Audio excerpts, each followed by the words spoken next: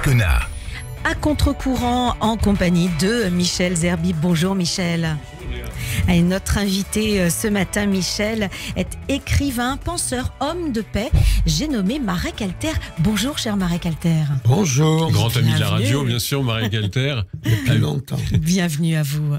Depuis le 7 octobre, de nombreux observateurs, des penseurs également s'accordent à dire qu'il y a eu un avant 7 octobre et qu'il y aura désormais un après 7 octobre. Alors déjà, êtes-vous d'accord avec cette affirmation? Et deuxièmement, dans quelle mesure, si oui, dans quelle mesure le monde a changé?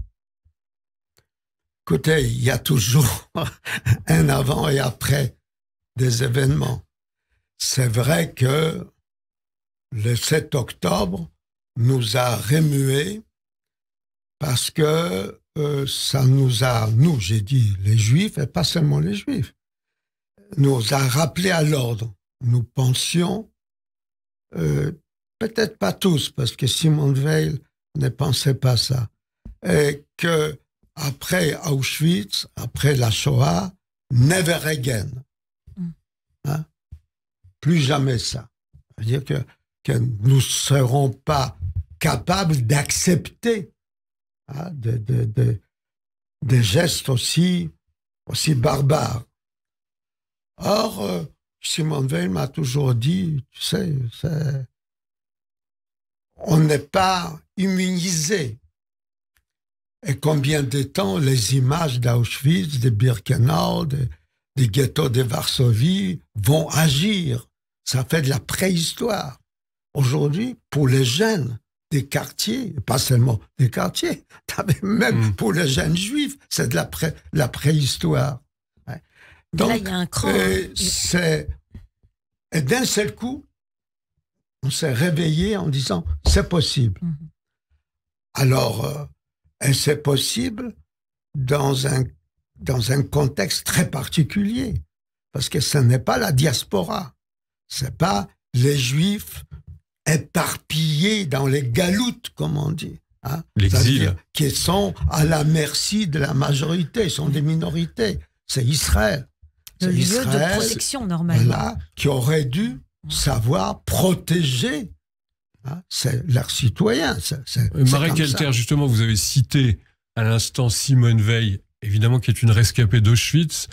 Vous avez vécu aussi cette partie de la guerre, vous étiez enfant, notamment à Varsovie. Est-ce que ça résonne de façon particulière? On dit pour ceux qui ont connu cette époque, justement, peut-être ceux qui nous écoutent n'ont pas connu cette époque ou ne la connaissent pas. Comment vous l'avez ressenti, on peut dire même personnellement?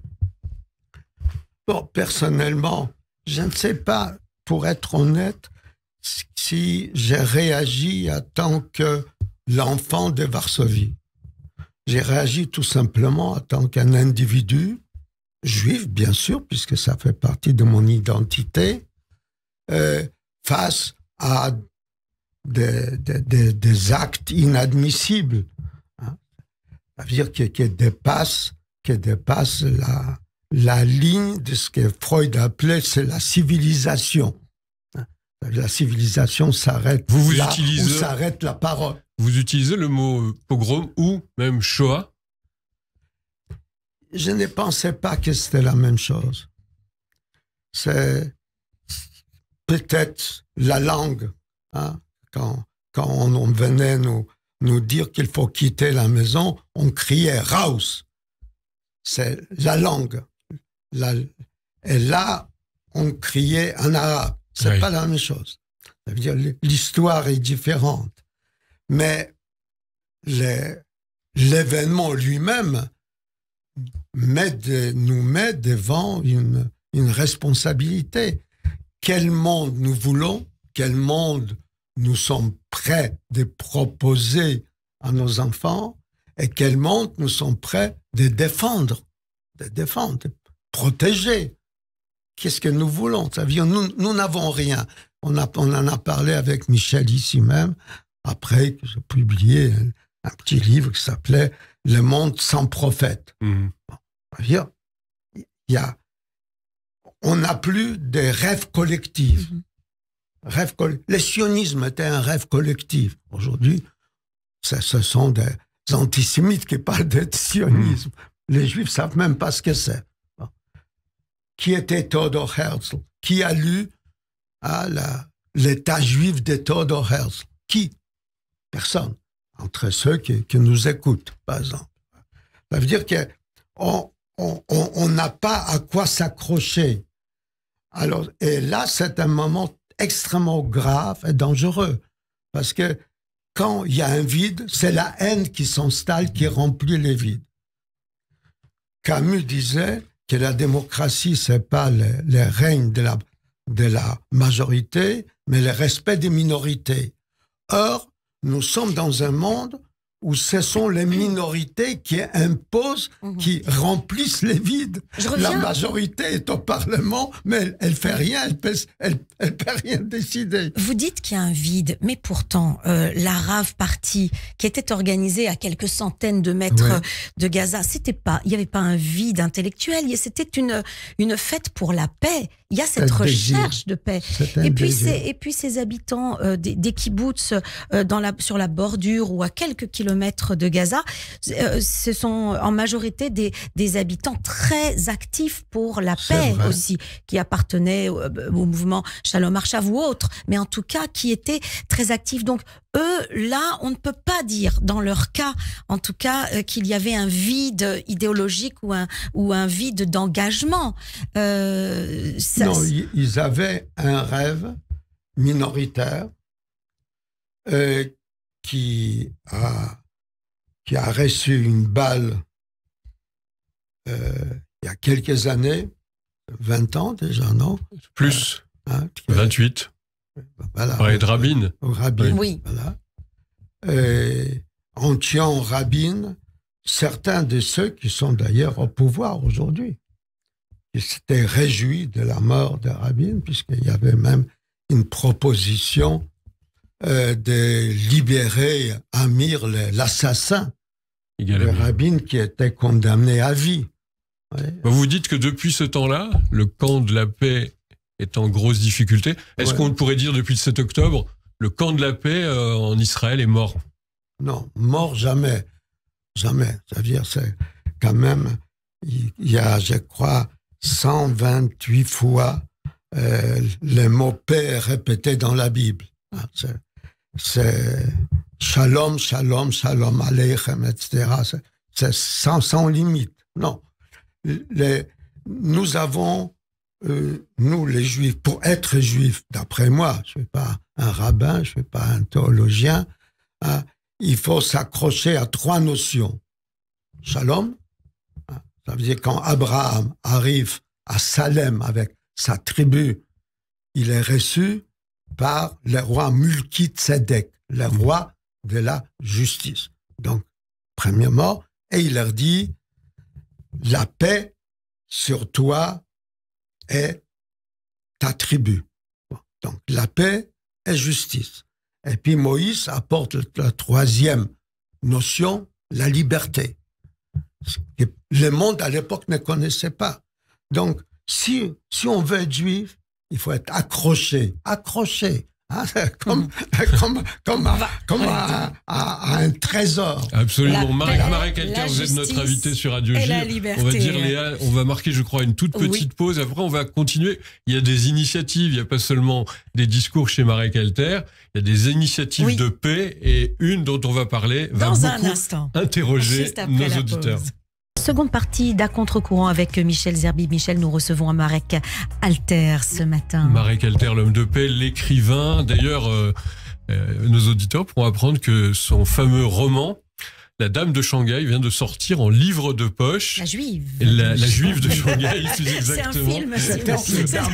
C'était une dame juive de Shanghai. Et puis, en livre de poche aussi, vos 3 livres que vous avez consacrés à des personnalités féminines, des personnages féminins du Coran. Ouais. Alors, ma question, comme on dit la transition, c'est que vous cultivez depuis plusieurs années maintenant ce dialogue avec les musulmans, ces actions de paix.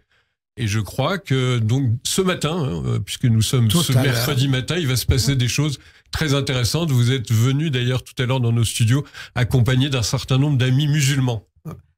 En effet, il y a avec mon ami et complice Hassan Chalgoumi et les rabbins, les grands rabbins maintenant, Moshe Levin, nous avons eu l'idée de montrer aux Français que les dialogues entre les Juifs et les musulmans se poursuivaient, malgré Gaza, malgré la guerre, malgré la haine entretenue par certains médias chez nous en France. Et ils ont bien travaillé, ils ont réuni une trentaine de personnalités musulmanes, des imams, des animateurs, des associations, des jeunes. Donc, avec un bus, on va faire le tour des communautés juives la plus importante, Sarcelles, les Valois, etc., où on sera reçu par les communautés juives. Oui. Juives, bien sûr. Communauté juive, c'est ça l'intérêt. Mais il y aura aussi, je pense, les officiels, les maires de villes, etc. Et puis on terminera notre périple ce soir, notre périple à la grande synagogue de la Victoire, où on allumera une bougie de Hanouka. Voilà, vous l'allumez à la Victoire, vous ne faites pas comme le président de la République, Marek Alter, l'allumez à l'Élysée. Juste pour dire de façon plus sérieuse, si j'ose dire, en vérité, le dialogue en ce moment, les rapports entre musulmans et juifs en France, c'est extrêmement difficile. Il est difficile parce qu'il y a une identification avec tel ou tel représentant dans cette guerre, qui est la guerre entre le Hamas, qui est devenue la guerre d'une partie du monde arabe.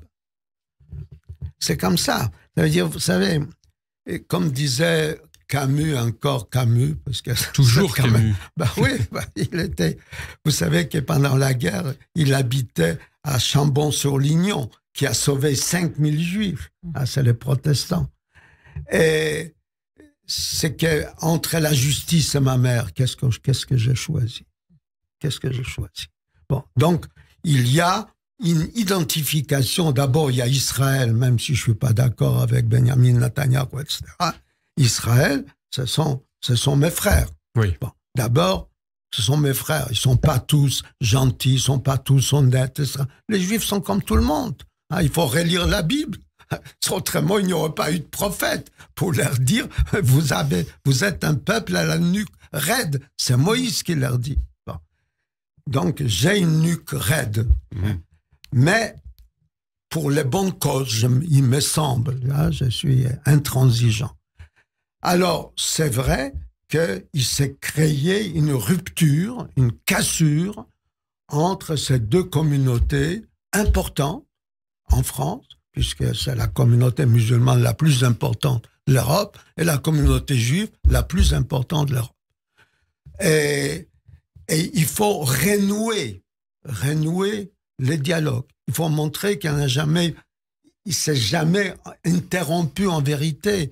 Mais chez nos amis musulmans, beaucoup se retenaient. Ils ne voulaient pas se montrer avec les Juifs pour ne pas être jugés par leurs voisins musulmans beaucoup plus extrémistes. La grande manifestation, par exemple, contre l'antisémitisme, à l'œil nu, on n'a pas vu beaucoup de nos compatriotes musulmans. Oui, il y avait quelques-uns, quelques imams, on était au premier rang. Oui, mais on n'était pas nombreux, c'est juste, c'est vrai, parce que c'était... On n'arrive pas à séparer ce qui se passe au Proche-Orient avec ce qui se passe ici. Ça veut dire, nous ici, nous sommes juifs. Nous sommes peut-être pro-israéliens, mais nous ne sommes pas israéliens. C'est ça la différence. Nous ne payons pas les impôts en Israël, nous ne faisons pas les services militaires en Israël. Donc il y a une séparation. Il y avait toujours. Il y a deux Talmuds chez nous. Talmud de Jérusalem et les Talmuds de Babylone, les Talmuds de la diaspora. Ça veut dire, et c'est ça la force du peuple juif, qui est tout petit, 15 millions, vous vous rendez compte? On n'est que 15 millions. Et on a donné ces deux Talmuds, deux conceptions du monde, nationale et universelle. Nous sommes à l'origine de deux. Bon, donc, là, la situation devenait dangereuse, puisque les Juifs dans les quartiers à majorité musulmane commençaient à avoir peur. Ils ont enlevé la mezuzot de leur maison.